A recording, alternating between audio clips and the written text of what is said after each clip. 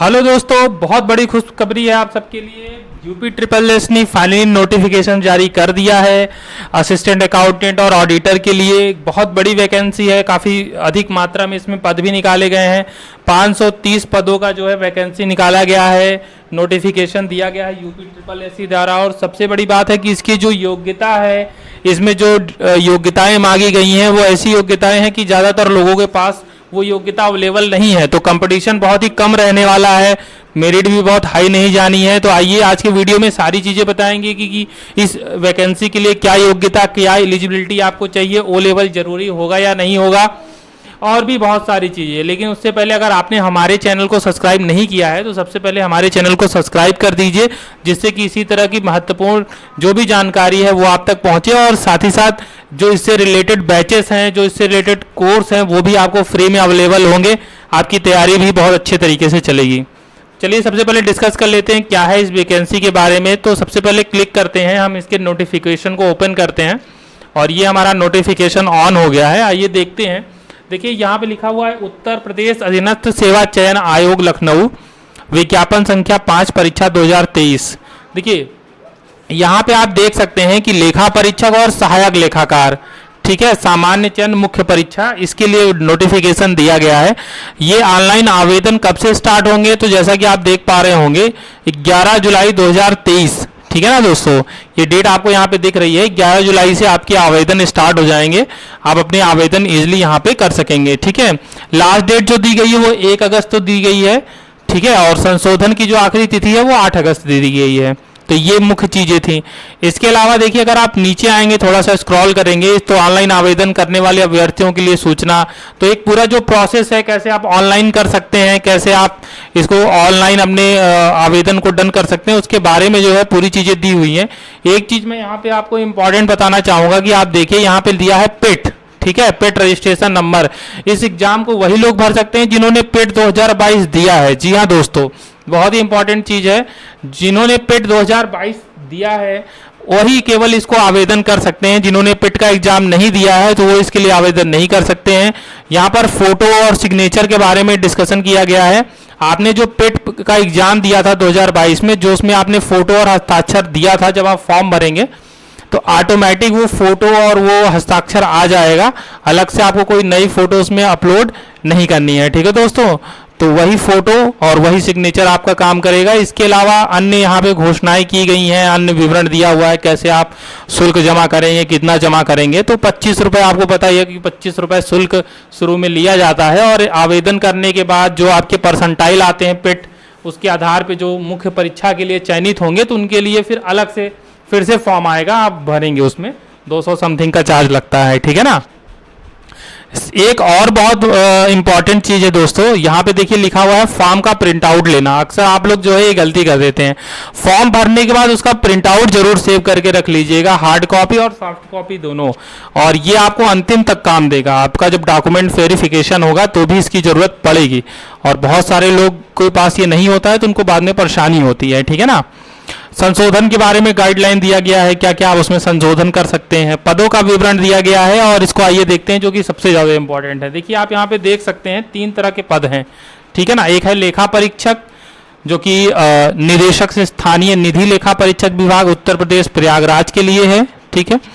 और इसका देख लीजिए आप, मैट्रिक्स लेवल पे बैंड देख लीजिए, 5 है रुपये, 29,200, 92,300, यानी 2800 ग्रेड पे की नौकरी है। उसके नीचे देखिए लिखा भी हुआ है ग्रेड पे 2800। बहुत ही गजब नौकरी है, बहुत ही बढ़िया सैलरी इसमें आपको बहुत अच्छी खासी मिलनी है। इसमें बहुत ज़्यादा झंझट नहीं है, बहुत ज़्यादा दौड़ भाग भी नहीं है, आपको ऑफिस डेस्क की जॉब है, ठीक है ना। और ये देखिए इनका जो नेचर है, पोस्ट नंबर क्रम संख्या 1 और 2, इनका स्थायी नेचर है, ये स्थायी वैकेंसी पोस्ट हैं, ठीक है ना। लेकिन जो तीसरा है उसकी केवल एक पोस्ट ही निकली है असिस्टेंट अकाउंटेंट की, ठीक है, और वो अस्थायी नेचर की है, उसकी केवल एक वैकेंसी ही है। और यहाँ पे आपको कुल पद मिल जाएंगे, जो प्रयागराज में लेखा परीक्षक की है 138 पद हैं और 391 पद आपको मिलते हैं, यानी 529 पदों के लिए आप जो है इसके लिए भर सकते हैं, ठीक है ना। दोनों के लिए ही भर सकते हैं, कोई दिक्कत नहीं है। अगर आप किसी कैटेगरी के हैं, अनुसूचित जाति के हैं, तो आप यहाँ पे देख लीजिए 28 है प्रयागराज लेखा परीक्षक और लखनऊ लेखा परीक्षक, इसमें 83 है।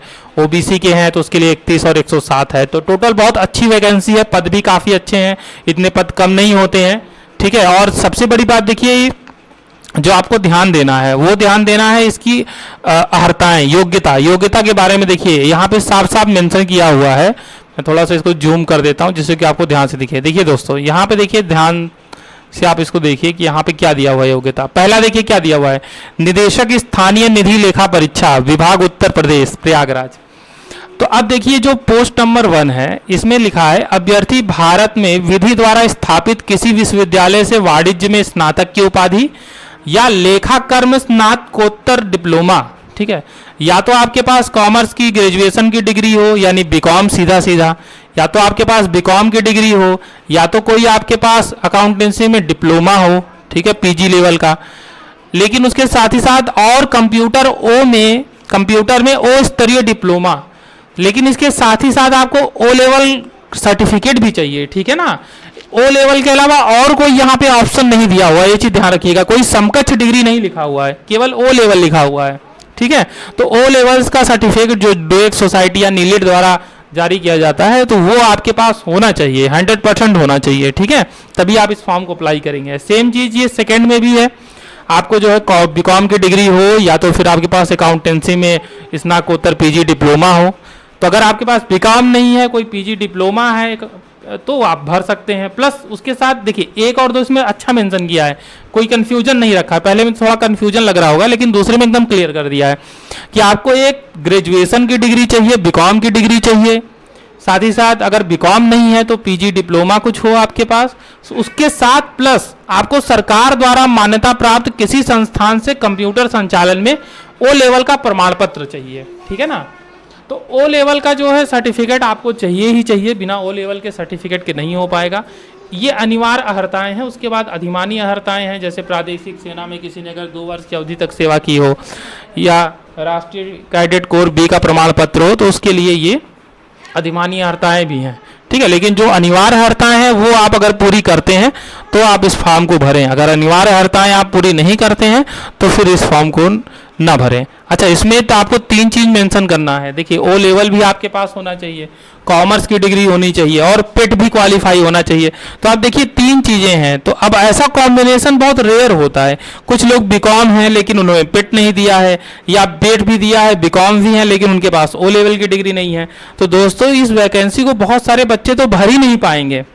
तो अगर आपके पास ओ लेवल की डिग्री है और आपने बीकॉम किया है और पेट में आपका नंबर बहुत कम है, ठीक है, फिर भी अगर आपका परसेंटाइल पेट में कम है फिर भी आप इस फॉर्म को भरिए, क्योंकि देखिए बहुत लो परसेंटाइल जाएगा। ये चीज आप ध्यान में रखिए, बहुत ही लो परसेंटाइल जाने वाला है, हाई परसेंटाइल नहीं जाएगा, क्योंकि ऐसे कंडीशन वाले लोग मिलेंगे ही नहीं। एक बार सहायक लेखाकार जिसकी एक पोस्ट है उसको भी आप देख लीजिए, ठीक है, उसकी क्या वैकेंसी है। तो इसमें भी देखिए कॉमर्स में स्नातक की उपाधि अथवा सरकार द्वारा मान्यता प्राप्त विश्वविद्यालय अथवा संस्थान से अकाउंटेंसी में स्नातकोत्तर डिप्लोमा, इसके अलावा सरकार द्वारा मान्यता प्राप्त किसी संस्थान से कंप्यूटर संचालन में ओ लेवल डिप्लोमा। तो देखिए ओ लेवल तो चाहिए ही चाहिए, बिना ओ लेवल के काम आपका नहीं हो पाएगा, क्योंकि देखिए अकाउंटिंग का काम है और इसमें ओ लेवल मांगता ही है। तो ओ लेवल आपके पास होना चाहिए। एज की बात की जाए तो 1 जुलाई को 21 साल से लेकर के 40 के बीच के लोग भर सकते हैं, ठीक है। तो एज की कोई ऐसी दिक्कत नहीं है, और कुछ लोगों को एज में छूट भी मिलती है तो वो भी देख सकते हैं। चयन का आधार केवल लिखित परीक्षा, कोई इंटरव्यू वगैरह नहीं होना है, ये चीज ध्यान रखिए, ठीक है। कोई इंटरव्यू वगैरह नहीं होगा, केवल लिखित परीक्षा होगा। लिखित परीक्षा का देखिए यहाँ पे 9वें नंबर पे देखिए आप परीक्षा योजना और पाठ्यक्रम। तो यहाँ पे देखिए परीक्षा योजना और पाठ्यक्रम नहीं दिया गया है, ठीक है, और इसमें बताया गया है कि यथा समय आपको सूचित किया जाएगा कि क्या पाठ्यक्रम होगा, कब एग्जाम होगा, ठीक है ना। लेकिन ये चीज ध्यान रखिएगा कि चयन का आधार केवल लिखित परीक्षा है, और लिखित एक परीक्षा आपको देनी है और उस परीक्षा के आधार पर आप सिलेक्ट हो जाएंगे, नौकरी आपको मिल जाएगी। और वो भी ऐसी ऐसी नौकरी नहीं है, 250 ग्रेड पे की नौकरी है, ठीक है ना। एक चीज देखिए यहाँ पे और दिया हुआ है कि श्रेणीवार 15 गुना अभ्यर्थियों को बुलाया जाएगा।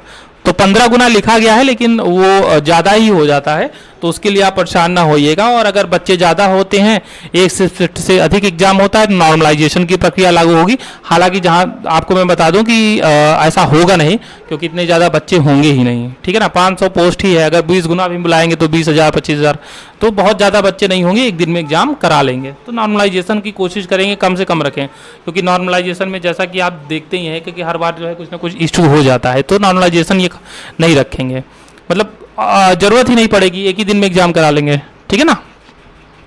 तो कुछ आपके लिए महत्वपूर्ण निर्देश भी दिए गए हैं। अगर आप आरक्षित श्रेणी के अभ्यर्थी हैं तो आवेदन में अपनी श्रेणी अवश्य अंकित करिए, ठीक है ना।